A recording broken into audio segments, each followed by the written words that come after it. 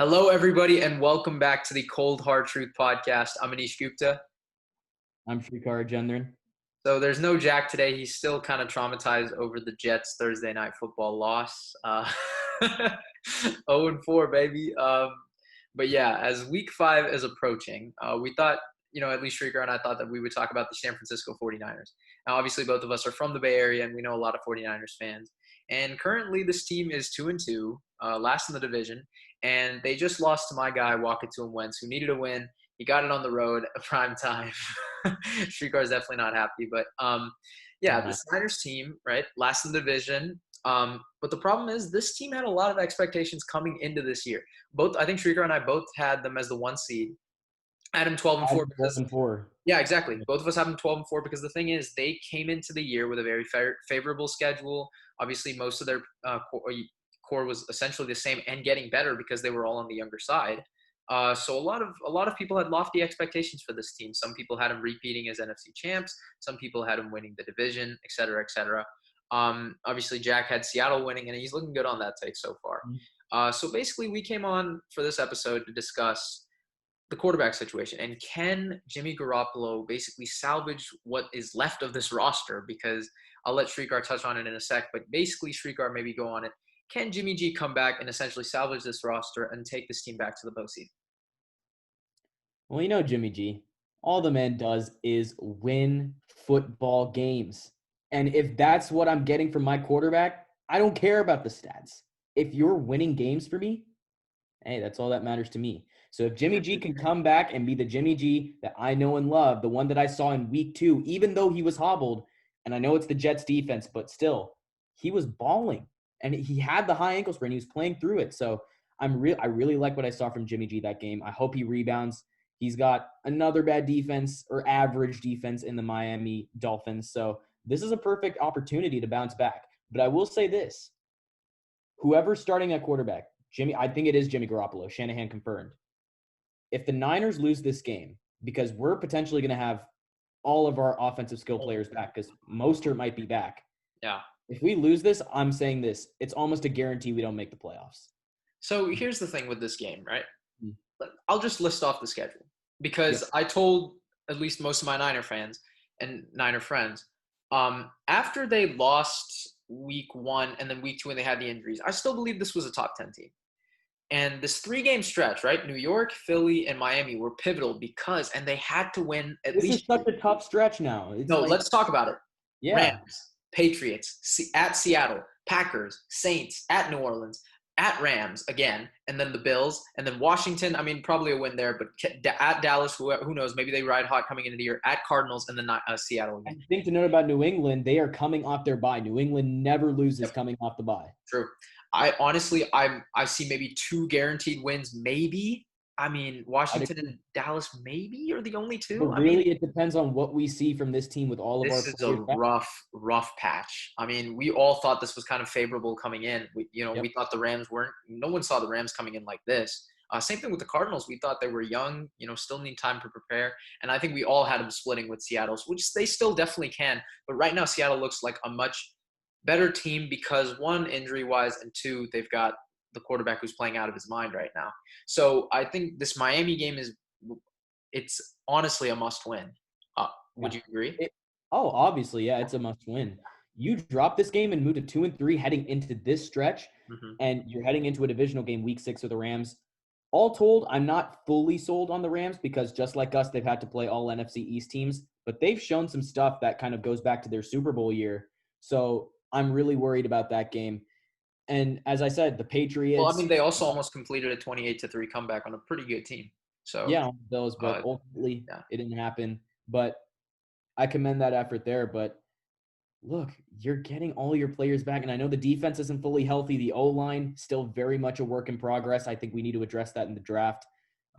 Bringing in Trent Williams, we thought that was going to fill the void. I'm going to say it first. I was skeptical though of this O-line. I was. I like Trent Williams. I like Mike McGlinchey. Very disappointing. I'll say that. He's been very disappointing this year in pass pro. Even his run blocking. He's put on too much weight. Yeah, exactly. So I think if I'm looking in the draft, I want a guy. We're not going to get Sewell. No way. I think we're getting a Wyatt Davis, maybe a Creed Humphrey. We need interior O-line because we Yeah. are getting shredded. I think 13 sacks in 4 games, like that's absolutely terrible. Philly gashed us. Hmm. So really, it's just a matter of the O-line. And also the secondary, that's my secondary concern, no pun intended. But look, K'Wan Williams has just gone down. Yeah. One And of then the best Dante receivers in the Johnson. game. We got Dante Johnson out there who's getting torched by Like Travis Travis Fulgham, Fulgham. Come who on. goes to Old Dominion, a school that Anisha's never heard of, and he's Yeah. pretty smart. I'm not So applying there. I'm not applying there. it's like, it's like, bro, Dante, and then you got Witherspoon, who's obviously just super inconsistent. Mosley went down with injury. Who knows when Sherman's going to be back? I Yeah. think he might be back for the Rams game. But look, this defense, it really shows how valuable a good pass rush is. Yes. It Yes. really just Yes. shows that. It's a trickle And down. but some good news this week. Dre Greenlaw's going to be back. That's going to be a huge help. Fred Warner really establishing himself as a top 3 linebacker. I think who'd I put over him? Bobby Well, here's Wagner. the thing. I wanted to talk about it before, but I mean, Mm. since you mentioned it, he's only missed 2 tackles so far. Yep. And he, Easy at this stand. point last year, when he was essentially, this was his breakout year last year, he missed 7 coming into this point. He's only missed 2. That is very impressive. That's I don't think impressive. I could name 5 linebackers that are playing better than him right now. I don't And know he's if he's great. top He's 3, great in but coverage for too. sure, I think he's a top 5 linebacker or top 5 inside Obviously, linebacker that we top. have. Yeah, easy top 5. I'd Yeah. argue top 3. Yeah. But really, it's his tackling and his ability in coverage. He's the full package there. Mhm. And I think having Greenlaw back is going to be a big assistance because, to be quite honest, it's just my personal opinion. I think Quan Alexander is overrated. I think we paid him way too much money. I think it's just He's because a of the great money, though. I think he he's a makes the great plays. leader, but the production, Yeah. it's not all there.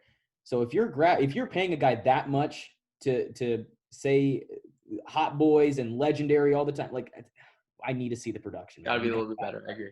I agree. But I'll say this about the Niners. So for Jimmy Garoppolo, right? I'm Mhm. higher on him than most. The only person I didn't put him above, I put him a lot above a lot of people. I did not put him above Ryan Tannehill. Ryan And Tannehill. I think that's looked pretty good so far. And Yeah, I've argued it's this so much with Niner fans. I mean, that was the one guy. I put him over Dak. I put him over Stafford. I put him over Josh Allen coming into the year. But I did obviously anticipate Josh Allen doing better. yeah. But as of the end of last year, I thought Jimmy G was a top 12 quarterback. And a lot of people shaded on me for it. Jack didn't even have him as top 16. I But didn't have him top 12. I had him at 14. yeah, even Shrikar was a Niner fan, didn't even have him as high as I did. Yeah. But again, for me, if you win games, I don't care about the stats. At the time he was 21-5. I think now he's 22-6. So Jimmy Garoppolo is a winner, at least so far he has been as a starter in the NFL. And again, he has not thrown a pick so far this season in the games he played, and he was 14 of 16 before going down. Albeit it was a depleted Jets defense, but still, you got to give him credit. And he didn't have many weapons. But Brandon Ayuk is looking like a stud. He's looking like the Debo Samuel of last year. But again, you know who I'm going to go with. My guy, Debo. Come on now. I mean, when he gets back, when he's fully Yeah. healthy, just wait on it, man. He's going to go crazy in Shanahan's offense. And, a lot of people tell me that Shanahan's one of the best offensive minds. I'm not going to go as far to say he's the best, but he's certainly top 3. And what he's been able to do with this group has been pretty much tremendous. I mean, you throw in C.J. Beathard in the fourth quarter, and I think he went perfect. I think he missed maybe one pass Mhm. in those final 2 drives that he was able to go. So, it just shows how, malleable Kyle Shanahan is to an offensive system. But, for this 49ers defense, we didn't even mention the losses of Nick Bosa and Solomon Thomas. As much as, Yeah. Solomon Thomas has been inconsistent throughout his, first 3 years, I'd say 2017, right? So he's been very inconsistent, but Nick Bosa, obviously, I watched him at OSU. I've watched him with the Niners. We all have. I mean, the dude Yeah. is an absolute stud. He made the top 20 and the top 100 list his first year as a defensive lineman. I think that is very impressive. He didn't even hit his rookie ceiling, man. Like he had so much potential there. He still does. I mean, torn ACL is not the end of the world. I would say torn Achilles is a lot worse for a pass rusher. So he's definitely got time, heal up, rest up. The season was obviously going to be very different from a lot of NFL seasons. So he's got time to heal up for the next year. But, it just shows, like you said, Shrikar, pass rush is such a big part of a defense because it helps your secondary. I When your mean, secondary gets gassed, your whole defense gets gassed. It's and the just thing is, it's not even immediate pressure. It's the fact that you have to get to the quarterback because you saw it against Carson Wentz, a guy who is one of the best quarterbacks out of the pocket, was able to find guys, later in the play, right? That last plays that Eagles O line was depleted. You got to take advantage of that and get some sacks, man. exactly. I mean, he was able to buy 5 to 6 seconds. 5 to 6. The average quarterback, With that O line, like yeah. it's I mean, inexcusable. exactly. I mean, that was just great play by him, by Wentz, but also you got to get to the quarterback. I mean, that's all I got to say. I mean, that allows him to make plays to these guys who I haven't even heard of. But against Miami, right? I mean, maybe we could do a bit of a game preview here. I mean, we both have the Niners winning. I think Mhm. they'll be motivated for this game. And Miami, again, their O line has not been that well or that been good. And I think aside from Devontae Parker, I mean, offensively, they don't have much. Miles Gaskin, like Yeah, I mean, like Mike Gesicki. he's not a touchdown guy. So I mean, Devontae Parker, I'd expect to have a decent game if Sherman's out. Obviously, you said he would be. Mhm. So, but you got to win this game. I mean, like the stretch I named. I mean, this is terrible. This is Yeah. absolutely terrible. If I'm I not, think touching on the wide receiver core, Brandon Ayuk, he right now, as of now, not making any conclusions, but he is a top 3 receiver from this draft class. I'd go Jefferson, Lamb, Ayuk. And I know some people want to see Judy in there, but Judy's I'm all right. I wouldn't say still he's had the skeptical impact on that that Ayuk. list. I'd put Judy at 4, but um Deebo Samuel, of course, he's our number 1 guy. It's my No guy. question about it. That's Deebo. Brandon Ayuk's looking good. He's basically looking like another Deebo, as Anish Yeah, said, which I really like. Trent Taylor, I was really hoping could be that third down guy that we could rely on. I just don't think he has the speed. yeah. Um, and He's lost I just it wanted him due to to be injury. more reliable. And I think that back injury is starting to affect him too. Um, Dante Pettis, bro. No, don't even. Just Strigar knows how much I despise that dude. Like and for I good told reason. everyone he wasn't good. He is soft. He is Yeah, one of the softest receivers I have seen in the NFL. yeah. He Terrible. is bad. And I Terrible. can't believe we spent a second round Get pick a on him. second round pick on this dude, bro. Oh my god. I mean, Dante Pettis, bro. I mean, this is the same dude that made Debo pay for his dinner because he's not gonna get another contract. I mean, that's No, all it's I'm not saying. even that. He took Kyle Shanahan's, because Kyle Shanahan can be like an upfront and kind of honest coach. He took that the wrong way. Yeah. He took it as insults. He took it as like not constructive. That's not what you're supposed to do. Yep. Take it as constructive criticism and keep building. That's your coach. That's a Exactly. top 3 offensive mind in the game. I think it goes Andy Reid, I mean, as of right now, I mean, I put Sean McVay maybe. Sean I mean, McVay up in the air. possibly. I I'd mean, there's still maybe go Shanahan over yeah, him, but look, you got to take his criticism the right way. That just shows. And Shanahan is too afraid to let go on him on Dante Pettis because we recently released Sanu, which I don't really agree with. I don't think he was really given the opportunity. He was yeah. still learning the playbook. It's just too early.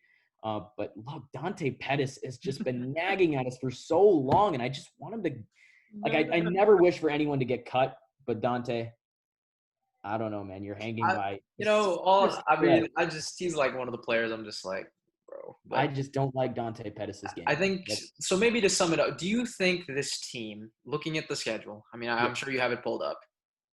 Do you think this team? Because dude, I think they're going to need a 10-6 record to maybe get in. I mean, this is Yeah.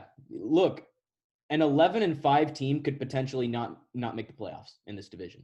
That's insane to me. it With the really could rate this happen. division is winning at, like, oh man. But if I had to make a prediction, I'd say we will, just because I'm a homer. I'm biased, but unbiased, we really need to see what the Niners have in store against Miami. That So is, I think it's not even Miami. Here's what I'll say. I think this team can finish 9-7. I don't I know if that's enough. predict So 11-5, the team will get in. Don't worry. It's seven spots. A team will definitely get in 11-5. But I think this team goes 9-7 as of right now. That's what I'm holding out faith to, just because you know how much I love Debo and you know how much I got love for this team.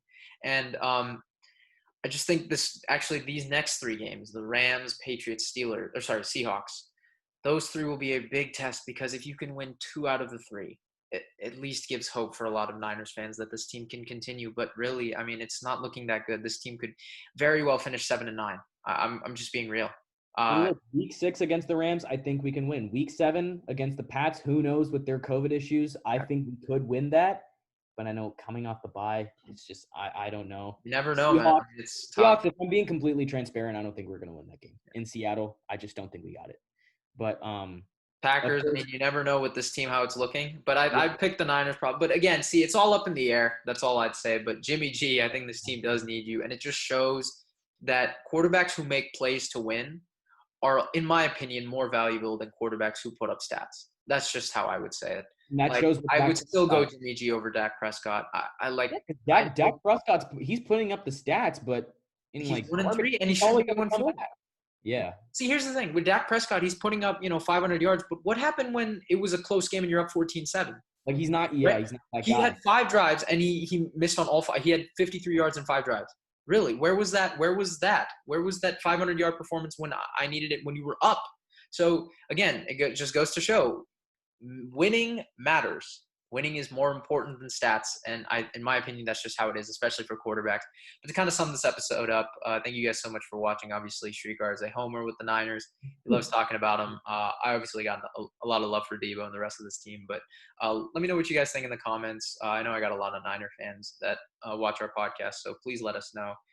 Follow our socials down below in the description. Road to 500 on Instagram, road to 300 here. Thank you guys so much for watching, and we'll see you next time.